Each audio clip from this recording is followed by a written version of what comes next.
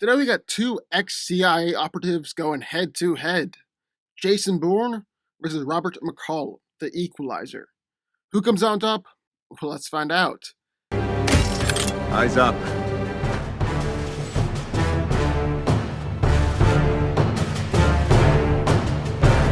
Stay sharp.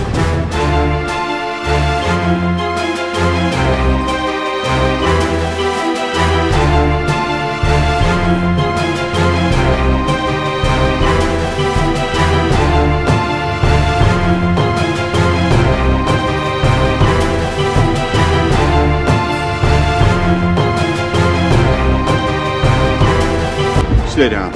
Final warning. I could do this all day. Captain David Webb, better known by his alias Jason Bourne, is a rogue CIA operative who's betrayed the interests of the USA on several accounts. Bourne joined the U.S. Army Special Forces and rose to the rank of captain, until he later was inducted into the CIA's Treadstone Project. There he was trained in a variety of different skills and became a highly effective fighter and killer. He's been able to fight against and beat multiple men in just a few seconds, and has fought against and beat multiple highly trained killers as well. Jason Bourne is also incredibly skilled at analyzing situations, and his knowledge of fighting is so extensive that he's actually able to use anything around him as a deadly weapon.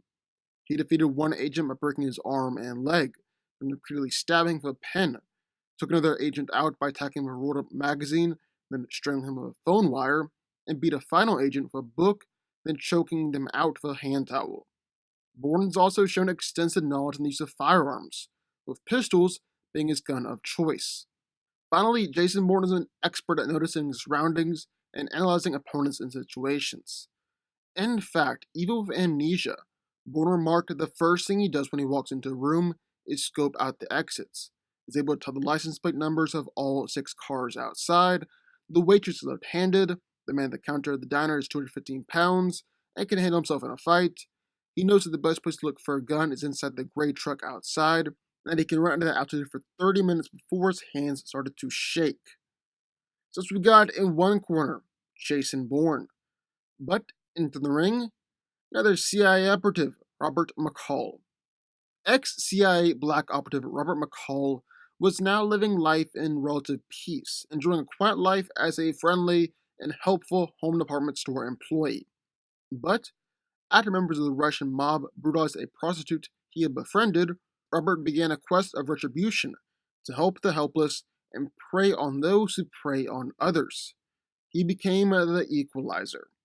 Robert is unique in that he has a near OCD level of attentiveness to detail and calculations. He sees essentially everything around him, noticing every little detail, and his attentiveness to detail helps him out greatly in a fight. He's able to instantly see the variables in a situation, providing a tactical advantage over his opponents, and it really helps him zero in on objects in the room or the environment that help him overcome any enemies. Robert is surprisingly strong for a man of his age, being able to easily break bones and snap necks, which requires 1,000 pounds of force to do so. He's also lightning fast with his reflexes, being able to instantly disarm opponents even when they have guns pointed directly at his head, clear hordes of opponents, and he can actually disarm and kill people in just 3 to 5 seconds. He's even surprisingly durable, as Robert was hit with bullets from an assault rifle, just brushed it off, and went on to cauterize the wound himself with a doorknob. Robert is also an absolute expert at guerrilla warfare and tactical improvisation, as he was able to take down both a Russian mercenary squad and elite rogue dev squad by planning ahead and laying out multiple Rambo, MacGyver-esque improvised traps. So who wins? Well, let's break it down. Now here we got two ex-CIA operatives, one gone rogue, the other gone into retirement. And both Bourne and McCall are easily two of the deadliest and most skilled fighters of recent memory. Definitely top tier of action heroes. But who wins? Well, first thing we're going to take a look at is physicality. Now, I'd say that Jason Bourne is the stronger one here out of the two. Yeah, the Equalizer is strong enough to easily break bones and snap necks, but Bourne can do the exact same thing. In fact, he has, repeatedly.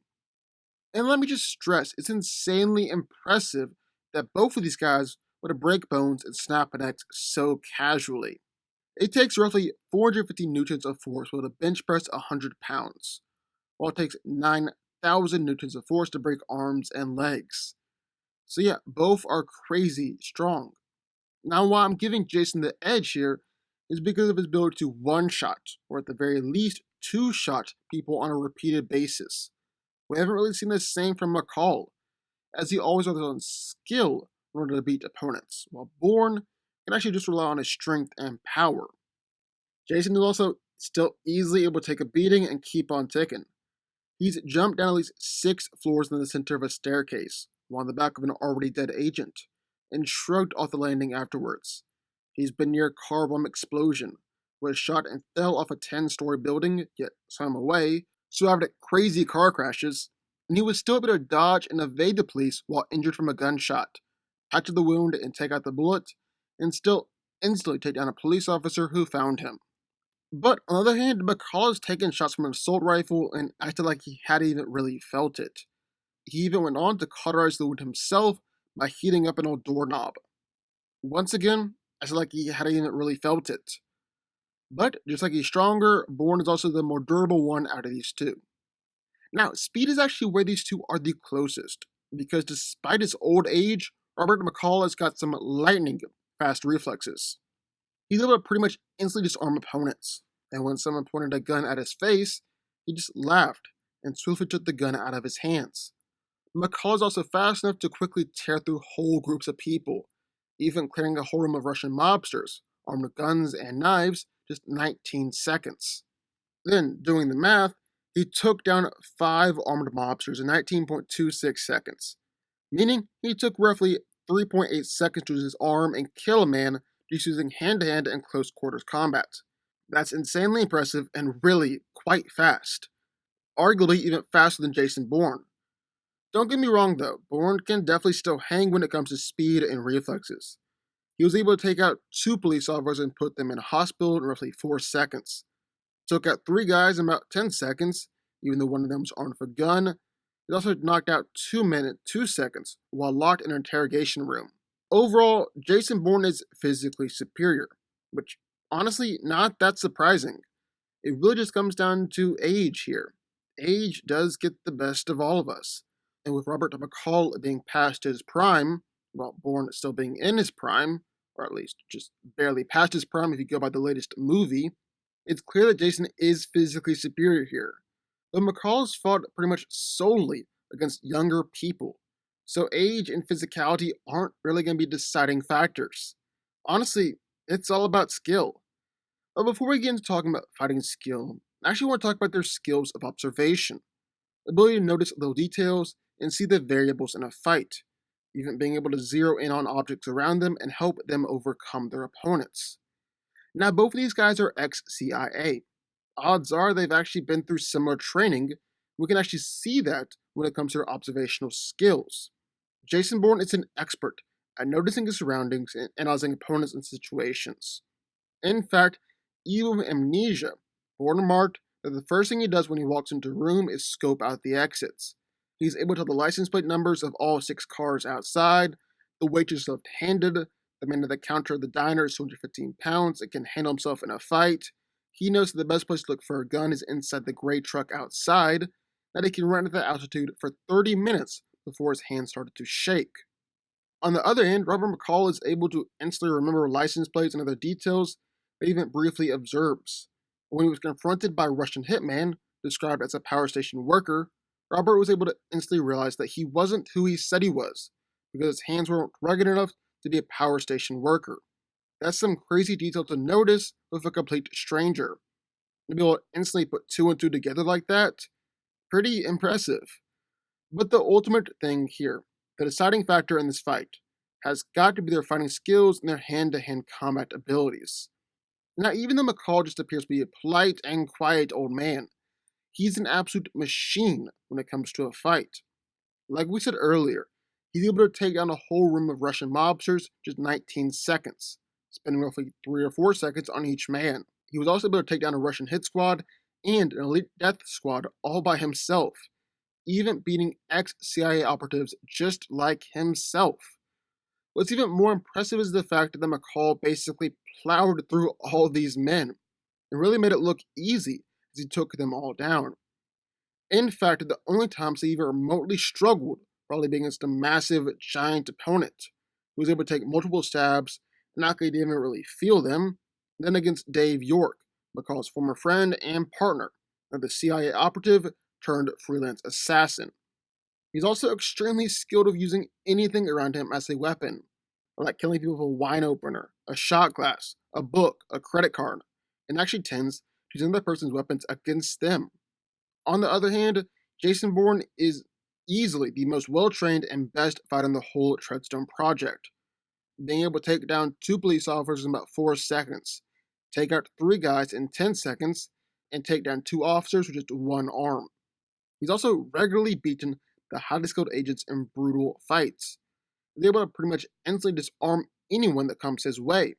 And just like McCall, Bourne is also an expert at using anything around him as a deadly weapon, taking out one guy with a big pen, strangling another with a phone wire and blocking knife attacks with a rolled up magazine, attacking the edge of a book, and then killing him with a hand towel, just swiftly beating someone with a sheer leg.